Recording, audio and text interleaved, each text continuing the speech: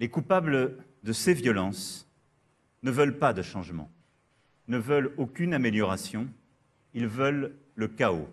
On a bien vu pendant des années que les manifestations pacifiques ne fonctionnaient pas, que ce soit contre les lois retraite, les lois El Khomri, etc. Et que les modes d'action plus violents, plus directs, ont fonctionné. Toute violence est inacceptable en démocratie.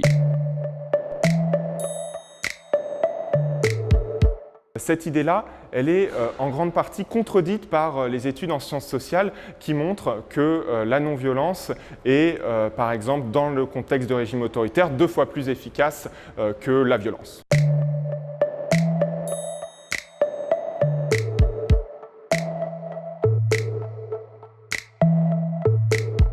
Vous avez un ouvrage qui est paru en 2012 qui a comparé 316 mouvements de résistance, violents et non violents, entre 1900 et 2006, et qui montre que les mouvements non violents sont en général 2 fois plus efficaces que les mouvements violents. Ce qui ne veut pas dire que la non-violence réussit à chaque fois, hein. Ce n'est pas du tout ça leur point, puisqu'elle montre qu'il y a seulement 40% des mouvements non violents qui obtiennent leur objectif.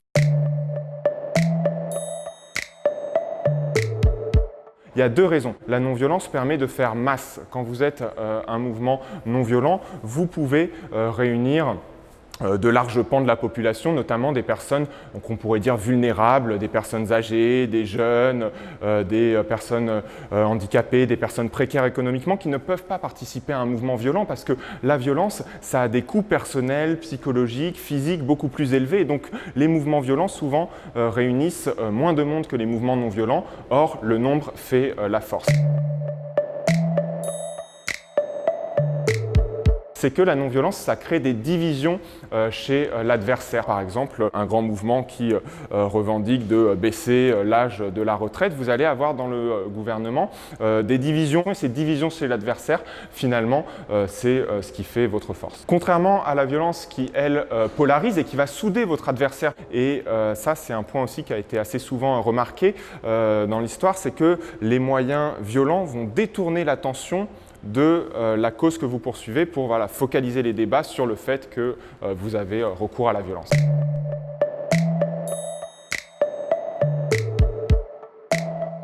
Ce mouvement, il ne faudrait pas le réduire aux actions violentes de type destruction de vitrines de banque ou affrontement avec les policiers qui représentent au final une infime minorité des actions des Gilets jaunes parce qu'en parallèle, il y a surtout eu des manifestations, des blocages de péages, des occupations de ronds-points. Il y a eu seulement 2 mouvements sous la présidence d'Emmanuel Macron qui ont obtenu des victoires et les Gilets jaunes en font partie. L'autre, c'est Notre-Dame-des-Landes, puisque Emmanuel Macron a finalement enterré définitivement le projet de construire un aéroport à Notre-Dame-des-Landes. Et donc, les Gilets jaunes, eux, le 10 décembre 2018, ont obtenu qu'Emmanuel Macron débloque une petite dizaine de milliards d'euros pour satisfaire une partie de leurs revendications sociales. Et ce qui est intéressant, c'est que à Notre-Dame-des-Landes, comme dans les Gilets jaunes, on n'est pas dans des mouvements purement violents ou non violents, on est dans des mouvements hybrides. Quand vous avez une forme de bonne entente entre la composante, qui est généralement la composante majoritaire et massive non violente, et une composante plus minoritaire et pour des actions plus violentes, oui, c'est ce qui peut non pas conduire systématiquement à la victoire, mais c'est ce qui fait les ingrédients du succès d'un mouvement social.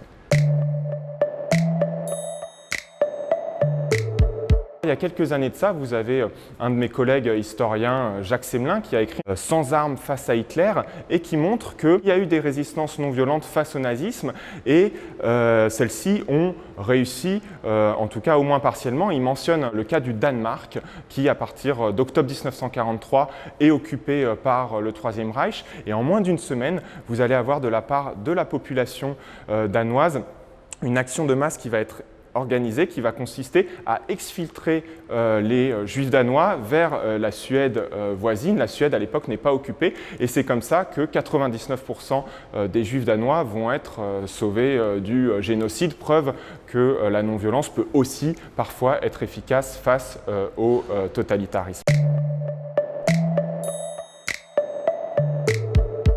Les changements de régime qui ont permis d'aboutir à des démocraties libérales avec une presse libre, des élections libres, ça s'est quand même souvent fait par les armes, que ce soit par une petite minorité d'avant-gardistes qui viennent de l'armée ou bien d'un parti communiste révolutionnaire, ou autre variante, mais elle aussi dans la violence, ça s'est fait par des insurrections populaires massives d'ouvriers ou de paysans.